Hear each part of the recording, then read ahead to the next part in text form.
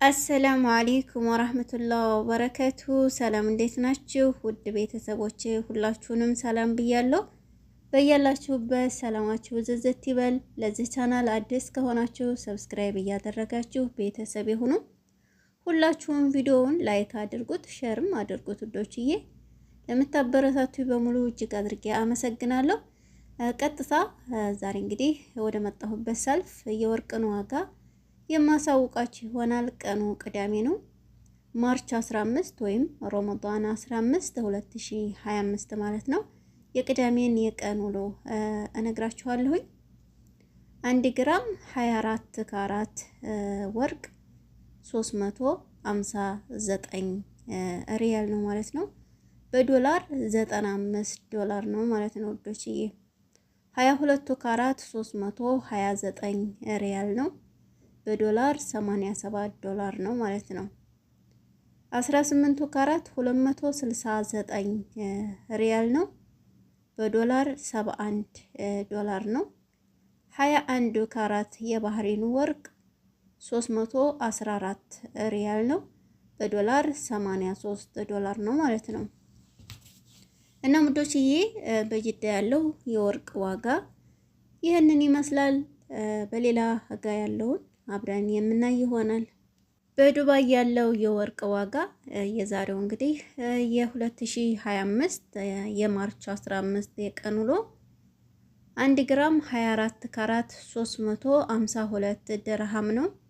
በዶላር 95 ዶላር ነው ማለት ነው። 22 ካራት 322 ድርሃም ነው። በዶላር 87 ድርሃም ነው ማለት ነው። 21 ካራት 308 ድርሃም ነው።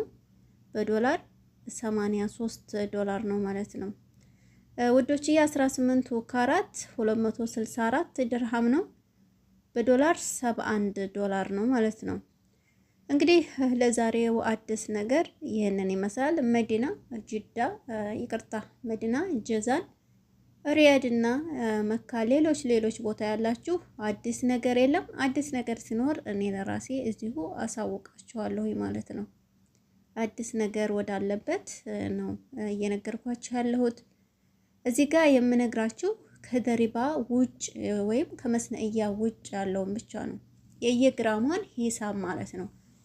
ብዙ ጊዜ እኔ ደጋግሜ ነው የምናገረው፣ ግን ደሪባ ምንድነው የመስነእያ ምንድነው የምትሉ ልጆች አላችሁ።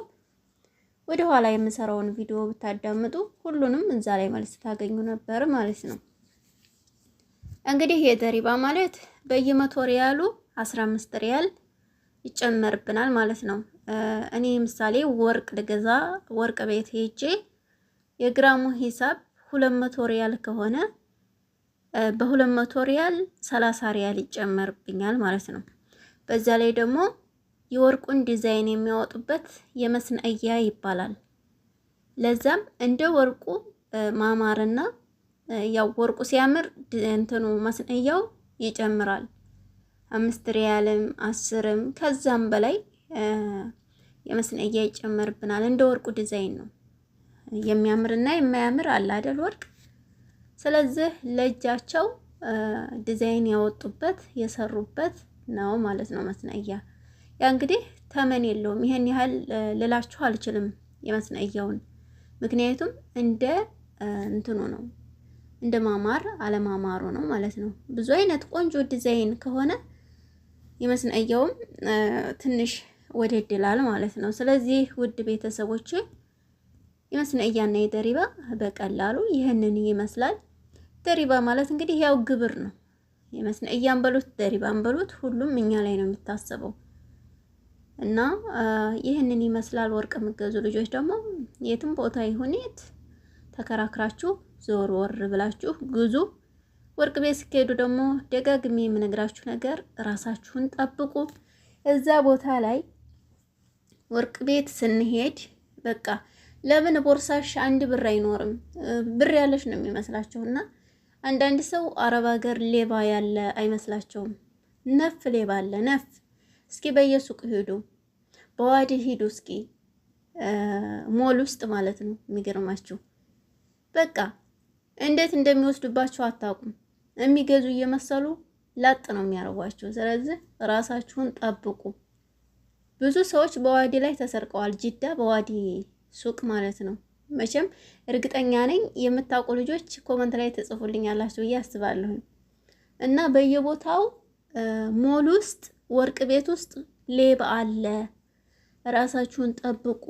ስንቶቹ ናቸው ወርቃቸውን፣ ጀዋላቸውን፣ ብራቸውን እየተሰረቁ ለምን ሌባ ያለ ስለማይመስላቸው ዝም ብለው ያኔ ቦርሳቸውን ራሱ በስነ ስርዓት አይዙም። እንዴት እንደሚከፍቱት ቦርሳችሁን አታውቁትም። እና ብዙ ልጆች የተወሰደባቸው አውቃለሁኝ። ራሳችሁን ጠብቁ። ይሄ የእህትነት ምክሬ ነው። ከዛ ባለፈ ደግሞ ወርቅ ልገዙ ስትሄዱ እባካችሁ ያኔ ቢያንስ 2 ሆናችሁ ክዱ። ከዛ በላይ አያስፈልግም መንዘሃለል ማለት ነው። በዛ ላይ ደግሞ ናይ ሄጄ እንድኩኒ ይሄን አማርኛችንን እንትን እያልን ማለት ነው እያወራን ወሬውን እኮ ቤታችን ስንመለስ ማውራት እንችላለን። ችግር የለውም። ወዴት ይሄድብናል? ተቀጣጥራችሁም ከሆነ ወርቅ ቤት ሄዳችሁ በስልክ ስትመለሱ ማውራት ትችላላችሁ አይደል እንዴ? እዛ ቦታ ላይ በቃ ሀጃችሁን ከመል አድርጋችሁ መለስ አያስፈልግም። ወዲያ ወዲህ እንደገና ወሬ ማብዛት አያስፈልግም። እና ወዶችዬ ይሄንን ይመስላል እንግዲህ። ይቅርታኔ ለእናንተው ነው ይሄን ስላችሁ ቅር እንዳይላችሁ ማለት ነው። ለምን እኛ አይደለም አውርተን እኛ ባካሃዳችን ራሱ በደንብ ነው የምናስታውቀው አበሻ መሆናችን። ስትከራከሯቸው ምንድን ነው የሚሏችሁ? አንዳንድ ጊዜ እኮ እኛ ሀበሾ መሆናችንን ራሱ ይነግሩናል ወርቅ ቤት። በቃ በሁሉም ነገር እናስታውቃለን። ምን የፈለገ ነገር እንደው አረቦቹን መስል የለበስኩ እንኳን ብንል እናስታውቃለን። ስለዚህ ራሳችሁን ጠብቁ፣ አላህም የጠብቃችሁ ውዶችዬ። እንግዲህ የወርቅን ዲዛይን እያሳየኋችሁ ፈታ እንዳረኳችሁ ምክርም ጣል እንዳረኩባችሁ ይገባኛል። እና ውዶችዬ ይሄ የማሳያችሁ አይነት ዲዛይን አለ። ፎቶ እያነሳችሁ ከፈለጋችሁ በዋትስአፕ ብትልኩልኝ እኔ ላሳያችሁ እችላለሁ በደንብ ማለት ነው። የምትፈልጉትን ዲዛይን ማለት ነው። ጅዳና መካ ያላችሁ ልጆች ግዢልን ታላችሁኝ እየገዛሁላችሁ እልካለሁኝ ከፈለጋችሁ ማለት ነው። መካ፣ ጅዳ፣ ጧይፍ ማለት ነው። ሪያድ፣ መዲናና ሌሎቹ ቦታ ደግሞ በቅርብ ቀን ጠብቁኝ። በነገራችን ላይ አንዳንድ ሰዎች እኔ ወርቅ ቤት ያለኝ ይመስላችኋል። ወርቅ ቤት እኔ የለኝም ወይ በምን እድል ወርቅ ቤት የሚኖረኝ? ምክንያቱም እዚህ ሀገር እኔ ሪያድም ሄጃለሁ፣ ጀዛንም፣ መካም፣ ጅዳም ሱፐር ማርኬት ወይንም ደግሞ ልብስ ሱቅ እንዲሁም ሐኪም ቤት ሴት ልጅ ስትሰራ ይቻለሁ። ነገር ግን ወርቅ ቤት በኡምር ያላየሁም እዚህ ሀገር ሴት ልጅ ስትሸጥ ማለት ነው።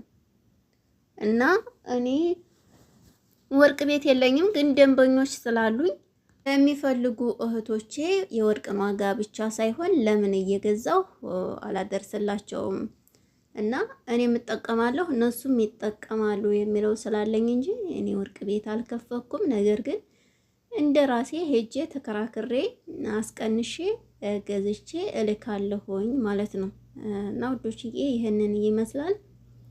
ስለዚህ ለምን ጎን ለጎን እኔስ ይሄንን አልሰራም የሚለው ስላለ እንጂ ለራሴ ወርቅ ቤት የለኝም የምታውቁት ነገር ማለት ነው ውዶችዬ።